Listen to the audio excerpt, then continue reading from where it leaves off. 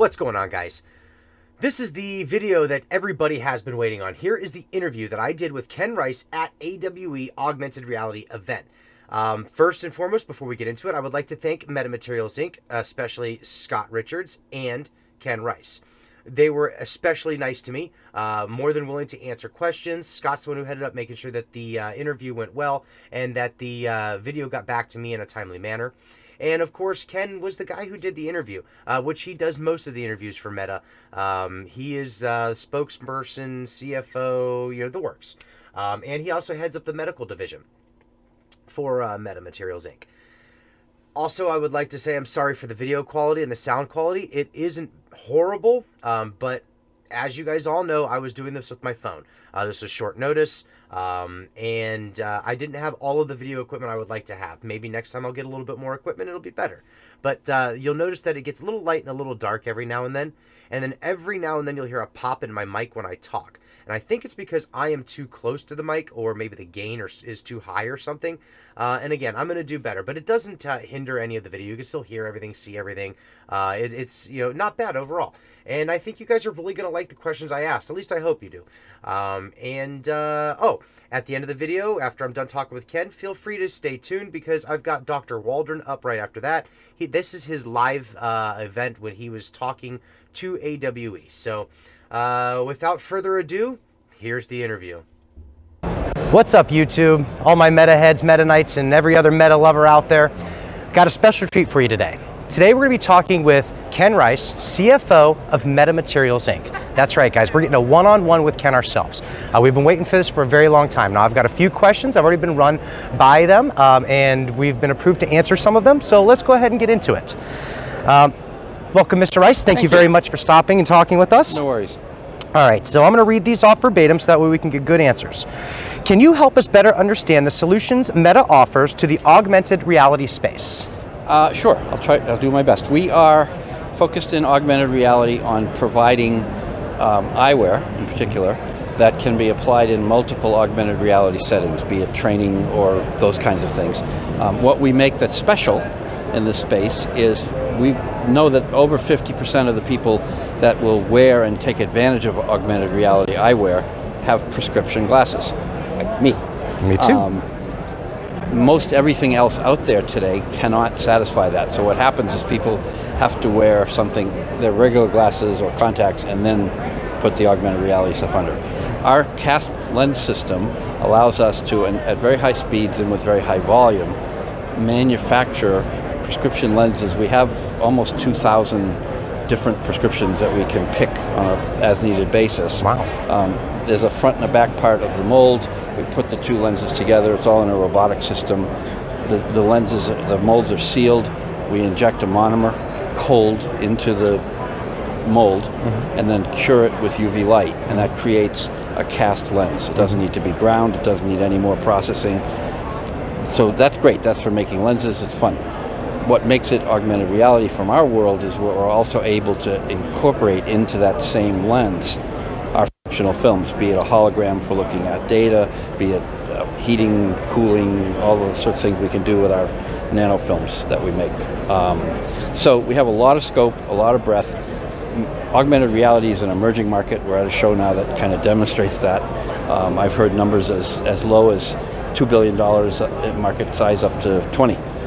Yeah. And the reality is it's very hard to scale right now because no one's doing much in this space. So we are a B2B company, and our goal is to offer solutions tailored to our customers' needs so that when they are ready to take the product to market, we can satisfy their demands. Wow, thank you. Fantastic for that. So here's the next question for you. The phone's going to keep shutting off on me. With us being the one-stop shop, is there the potential for Meta to come out with their own full-on, like a Ray-Ban or Oakley, for instance? And can you talk or give potential timeline to see if there's any AR products in the retail consumer's hands? Like I said before, we are a B2B company, so all of our relationships and timelines in that space are confidential as a result of our customers. Absolutely. We are an enabler. I kind of like to describe us as BASF. We don't make the products, we make them better. And that's the case here too.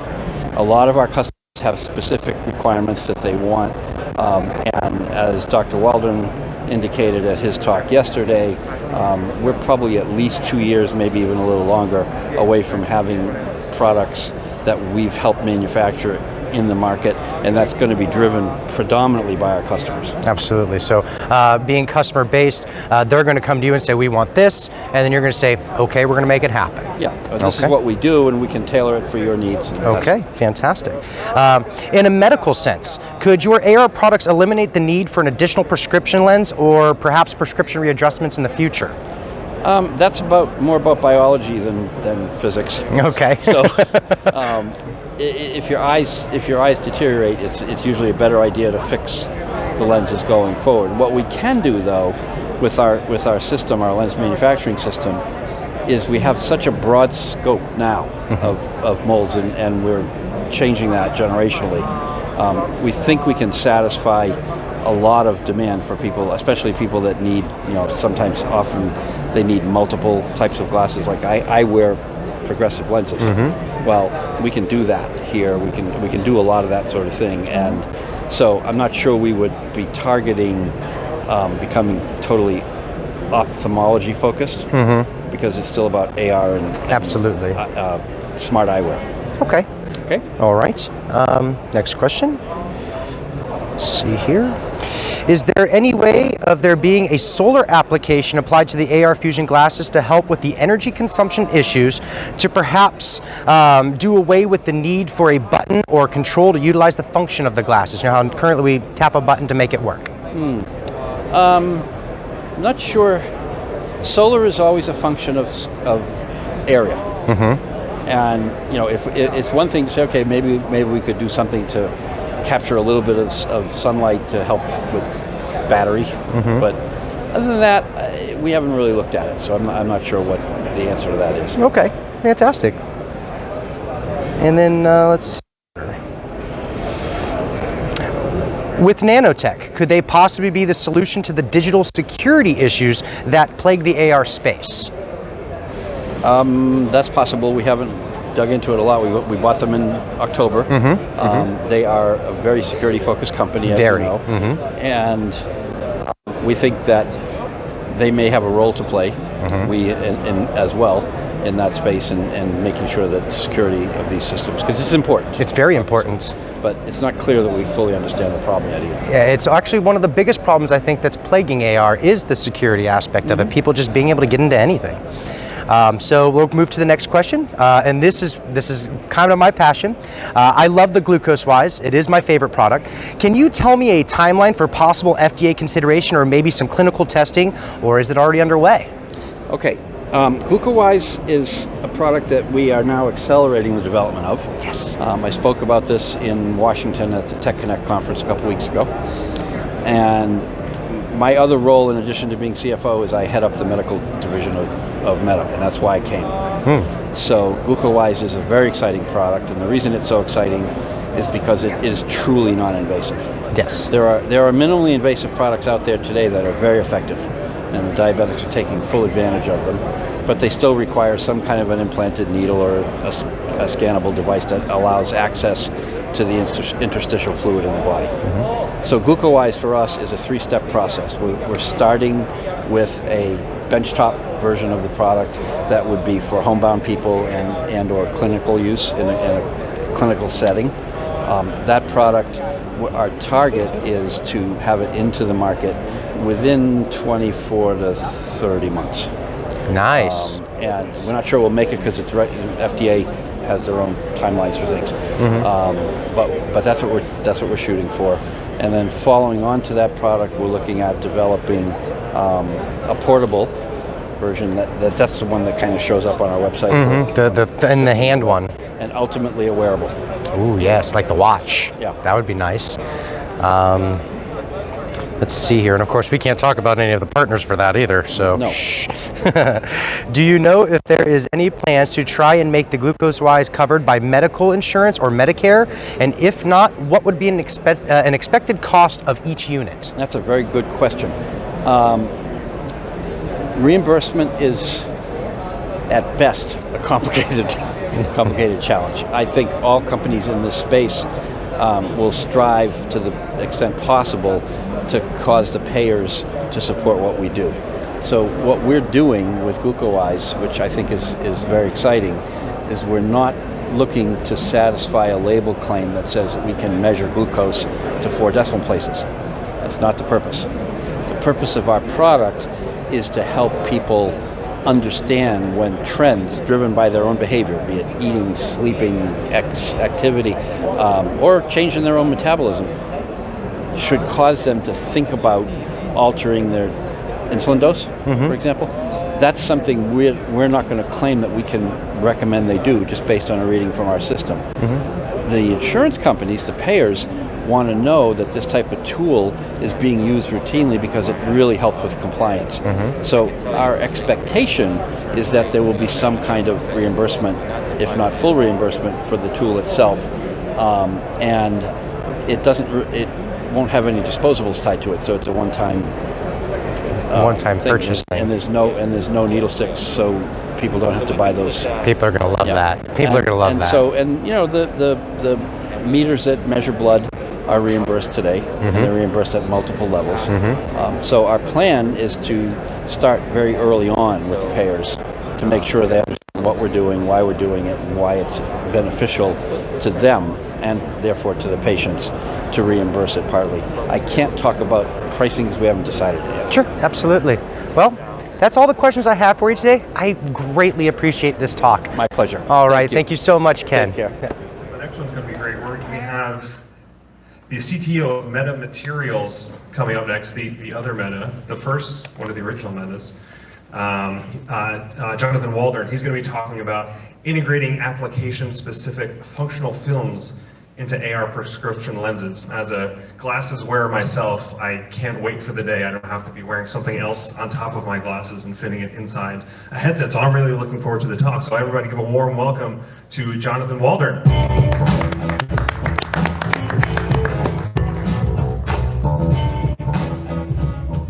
Great, thanks so much.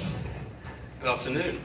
So yeah, my founder asked me to remind everybody we were the original Meta, but importantly, in AWE 2021, we're the only ones exhibiting. So Meta provides a broad portfolio of technology that is quite disparate in certain cases, and I'm going to run through that. I tried to make a slide deck that's quite comprehensive and lists a lot of detail, so I can annotate around that for those that may be interested in certain areas. And we basically come from a 15-year experience set in developing metamaterial science, holographic and diffractive optics, electromagnetic technologies that we use in all kinds of applications, including 5G, which I'll come on to, laser technologies, digital imaging, and indeed, in our medical unit, biosensors. So there's quite a broad spectrum in that regard. And we design materials that basically do not exist ordinarily. And these functional materials go beyond natural materials. And it's very exciting because they exhibit completely new and unique properties. And it's those properties that we're really looking to harness for augmented reality and very tightly integrate into prescription lenses. So these complex structures are patterned metals, plastics, and they perform a special function, such as, for instance, you could have one of our metal meshes that causes the lens to heat up, eliminating fog. We have that on our stand exhibited.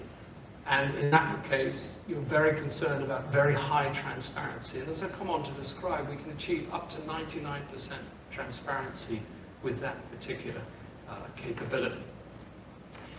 Our company is international, rather unusually for a relatively small company. I say small, we actually listed on NASDAQ a few months ago. And we have operations with our HQ in Halifax, in Canada, where we're building a substantial new production facility for these lenses to propagate and inspire the market with regard to early batch quantities and then through our machines, which I'll come on to describe, replicate that and build capacity internationally. We have a major facility here in Pleasanton, which concentrates on our rolling mass lithography. And this is a roll-to-roll production line. So many of the materials we're describing here are not materials you ordinarily going to have in the laboratory, very refined silicon wafers, etc., very expensive metal lenses and things like that.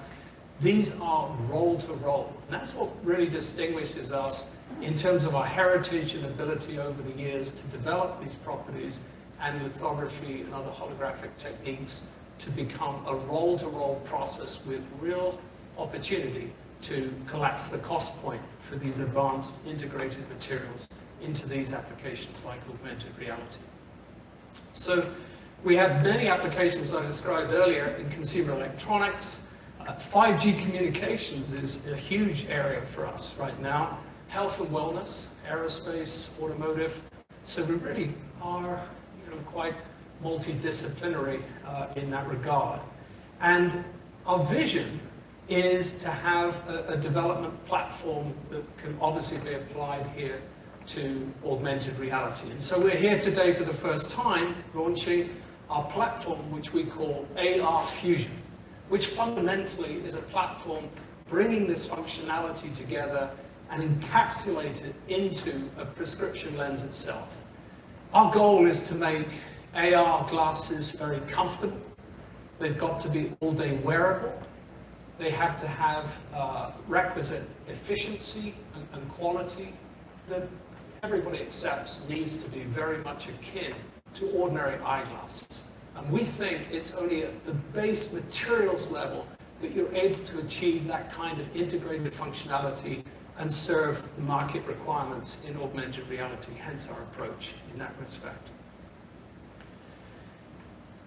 The key challenges in AR, as I just mentioned, are really to have that prescription capability, but address all these other, extremely important tasks. And eye glow is unacceptable. You can't look at somebody that looks like some kind of robot. Battery life, as I mentioned, resolution for wide field of view, bandwidth of communication, so interactivity is very natural and very obvious. And so in that regard, there are a multitude of very substantial challenges that the AR industry faces in delivering that sharp, uniform image within the context of overlaying the physical world. Obviously, the glasses have got to be easy to wear, very lightweight, and really a laundry list where the lens and functional components must also be mass manufacturable. They must be reasonable consumer cost point. And that's the delta with metamaterials, is that we have this roll-to-roll capability that delivers that. So most, if not all, of the smart features can be delivered by meta surfaces. We can add eye trackers. We can add antennas. We have examples of these antennas that we've structured on our stand. Please go along and take a look. Antifogging, as I mentioned earlier. And so in that context, a holographic display can be formed using we have a key strategic relationship called Vestro, a supplier of holographic film, and we record the holographic capability into that film and embed that in the lens. Ladies are messing with them. So in that regard, also, we can include things like electrochromic films. Why do you need an electrochromic film? Because obviously when you move from an inside warehouse to an outside situation with streaming sunlight, you're going to have a huge amount of requirement for nits to the eye. 3,500, 4,000 nits to the eye. Guess what? That's a lot of power. That's a lot of bulk in terms of the imaging and display system. Why not simply dynamically dim the outside world using electrochromic films? You can see an example of this on our stand. So we think that the future integrated lens for AR glasses are going to have need of these features to cut down the bulk in all the rest of the situation, the rest of the glasses in terms of reducing the overall bulk of the system itself and complying with the all-day wearability that I described. Now, These fusion lenses, that we cast, what we do is we use up to 2,000 different mold sets. And we built this automated machine using roboticized stations, which can select these mold sets.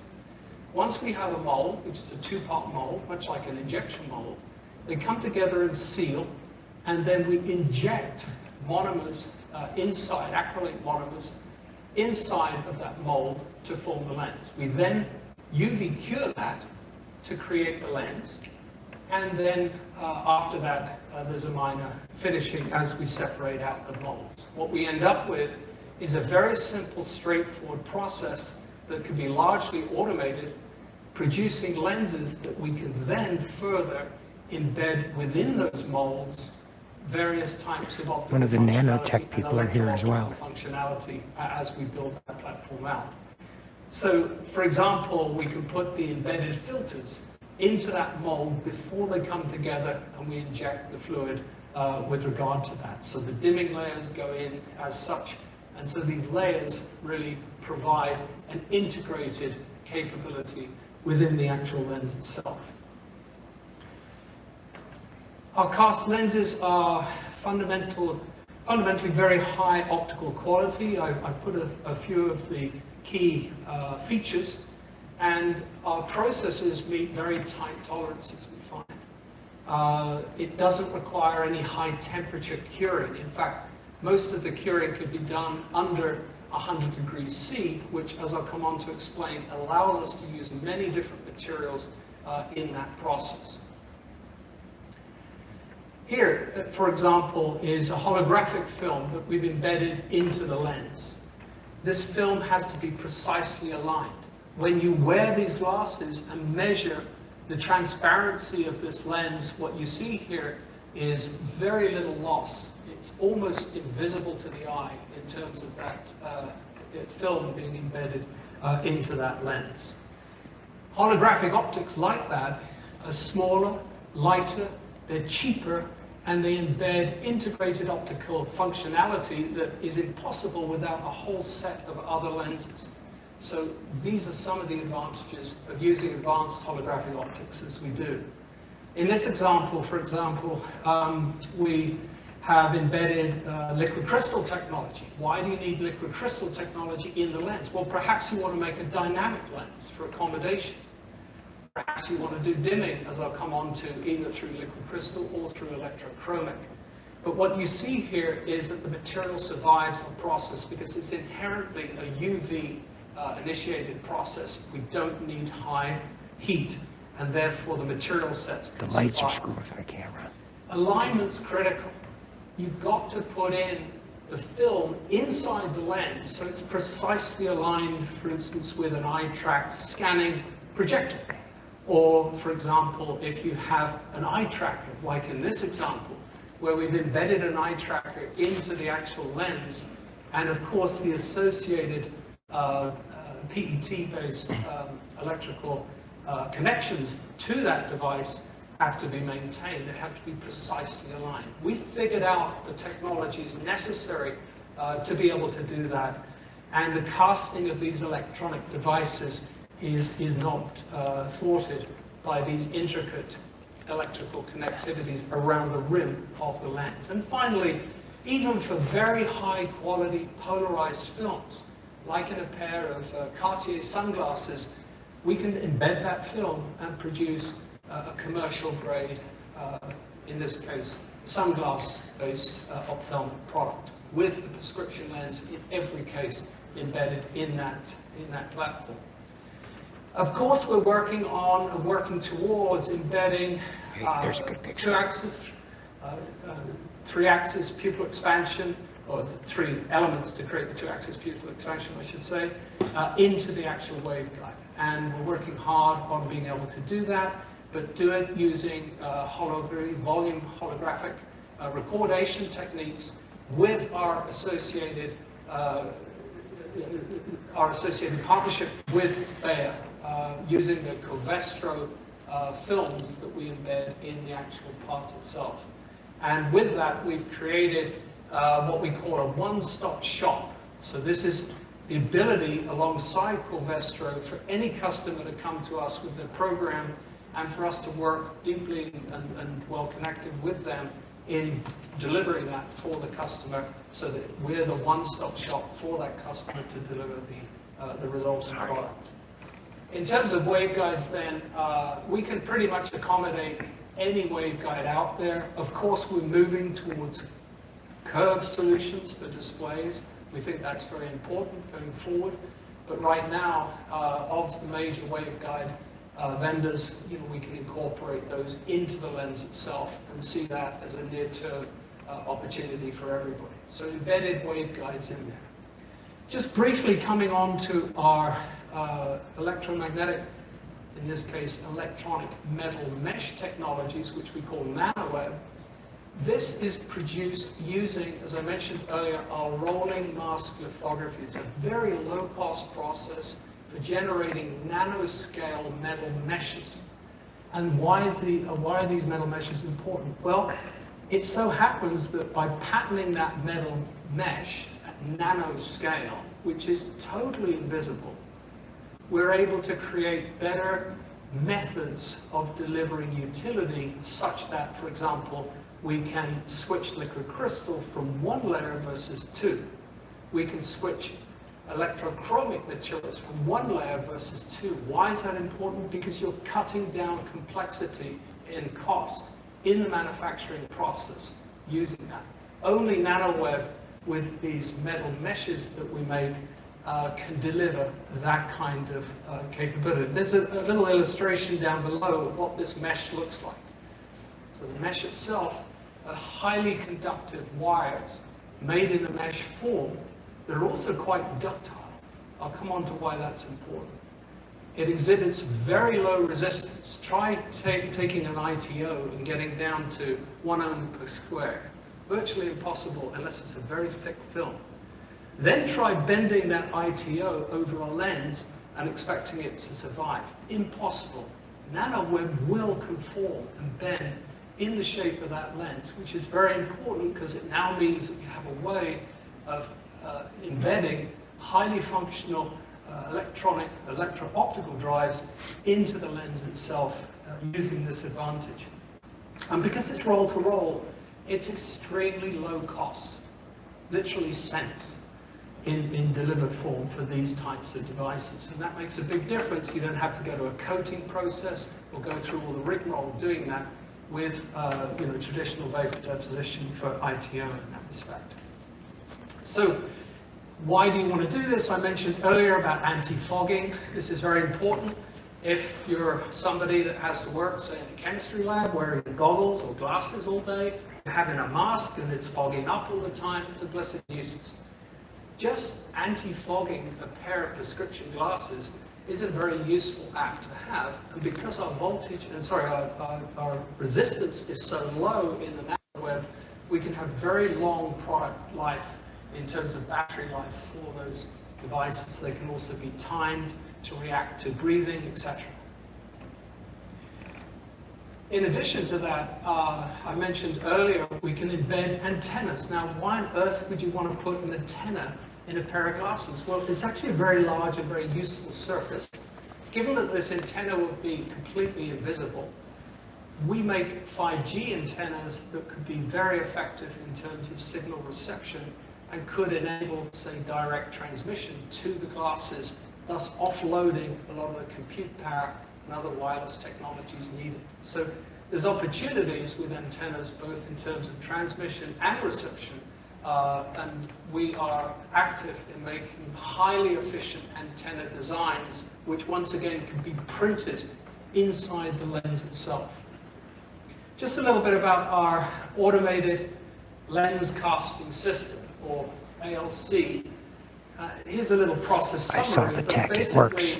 With this process, we have the cavity with the two glass molds to remind you. The fluid comes up, we cure it, which is UV curable acrylic monomer. The foil, the preformed foil, etc., is embedded within, and then afterwards the actual molds are opened and out pops the lens. If you want to see this machine, which is actually a little bit of poetry in motion if you watch it, please come to our stand booth. You'll see the big Meta sign over top, and take a look at the video. It shows all the roboticized process steps as we go through that. We're making great progress with this ACL process, because the ALC process, I guess within our last generation 4, moving to this generation 5, has shown substantial improvements in performance. Of course, we're trying to get the cost of the lens piece part down. We estimate $10 per lens at the moment with the functionalization, and trying to drive that down is a function, obviously, of speed and throughput, and in addition to that, ensuring that we can improve on the various functional steps within the machine tool. So we think we've got a terrific roadmap to improve that performance and drive that cost down, but deliver the functionality. You can see the tool here, which has the various steps, including the automated selection of the mold pairs, the input of the monomer into the machine tool, the photo curing, and the mold opening. But it's much easier to see the video in that respect, which is on our stand. These are the various pieces in the process steps as we go through, and you can also see, again, as a giveaway from this presentation, all the relative specifications which may be pertinent to some of your interest in this particular process. So the current lens prescription design space and the material properties are all listed here, and in addition to that, it's worth saying that the process itself can be tuned to customer requirements. We do have customers that want extraordinarily large throughput and volume, and largely at the moment it's really replicating the nodes so that we can increase the capacity through doing that. And then finally, this process delivers high levels of efficiency, a repeatable quality and at volume. It's a mature process. It's not brand new. It's certainly not out of the lab. This process has been going the last couple of years, but we've really added to that process the whole AR capability. Somebody's putting nudie stuff up. At the show today, and please come to our stand. And clearly, you want to compare this process that we have, our AR fusion, with conventional ophthalmic lenses. What are you guys doing that's any different from the way my lenses are made?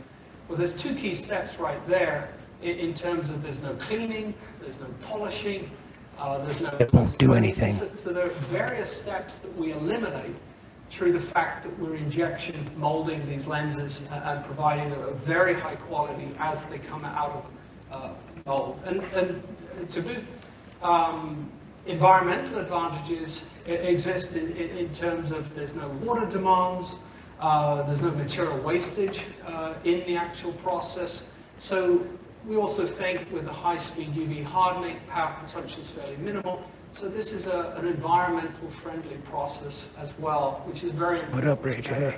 As a corporation. Finally, these are unique selling points that we think condenses the differentiation between our platform and others, and in that respect helps to distill folks' inquiries and where we really are different. So again, Meta provides a broad range of portfolio technologies combining outstanding knowledge from the 15 years, as I mentioned earlier, of experience, our metamaterial science, fundamental capabilities, our holographic and diffractive electromagnetic technologies, combined with this roll-to-roll capability. So this is not a lab-scale experiment any longer. This is real deployment for high-capacity delivery of quantity. And please, come and see us on the booth. There's, as I say, videos, and several of our scientists are in here from around the world to answer any questions that you may have. And generally, we're very enthusiastic about the whole metaverse. We are the original meta, and AR in general. But we do think that a lot of attention to detail needs to be applied at the fundamental materials and integration steps to really get to the quality that we need in glasses. Otherwise, it would have all been done by now. Thank you all very much. And if there's any questions, please go ahead.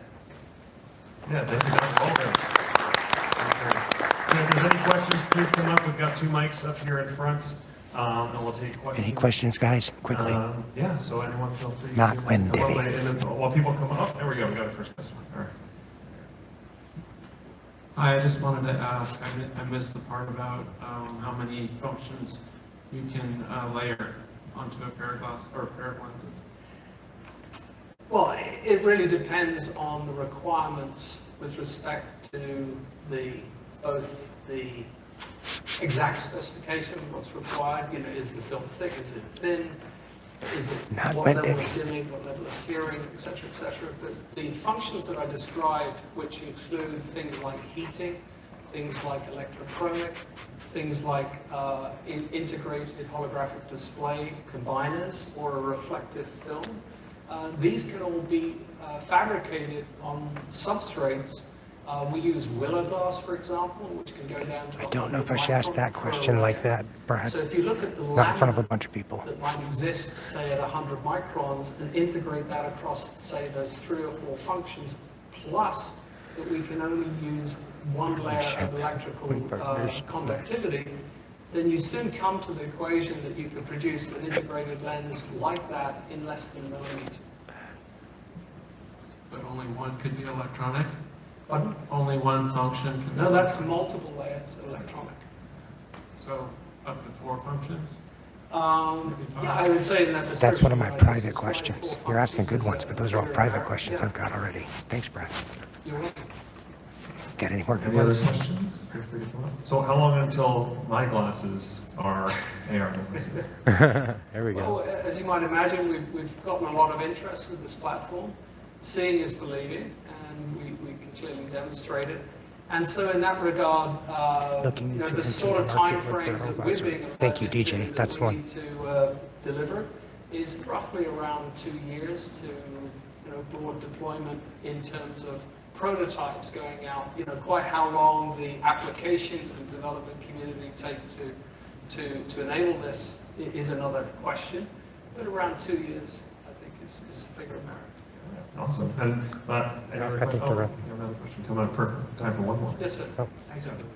Hi. So as you know, the near-eye display system is a very tightly integrated I'll system. ask these with a questions lot in my of private trade-offs. interview. So Keep 'em how coming, do though. you handle the image source or the so-called display? Are you developing the whole subsystem or? That's a great I'm actually question. going to walk We're around to their largely booth here in a little display bit. agnostic. You know, AR is getting to a point now where to re-engineer display solutions from scratch and try and be competitive is just, you know, in our view, a little bit silly. There's plenty of very impressive MEMS scanning, micro LED, of course. We're very much looking to that future, especially with our metal lenses in front of the micro LED to compress and enable and contribute to that compression and integration. I'm actually I going to guess ask to a that certain question. I extent, like that we're not idea, the really prostate too exam one. focused on the has to do with the image mammogram as generator, well. as I call it, or indeed on the waveguide optic at the moment, but rather the integration of everything into the lens. That's where we think we can make a good contribution in terms of our expertise and our capabilities in getting product to market as quickly as possible. Because as you know, the emission characteristics are different for different sources. And so, question I guess is, it sounds like you're almost doing custom projects. You work with somebody in a vertically integrated design versus a off-the-shelf kind of component that someone can plug in. That's right. Invariably, there's quite a deal of customization to work in it. But I guess our disposition is really to create an ecosystem around it to get to the product, rather than try and do the desperate parts ourselves individually, if that was the question. Good. I'll catch up with you later. Thanks. Sure. Thank you. Thank you. I think it's all the time we have. Thank you, Dr. Waldern. And yeah, thanks very much. Yeah, thank you.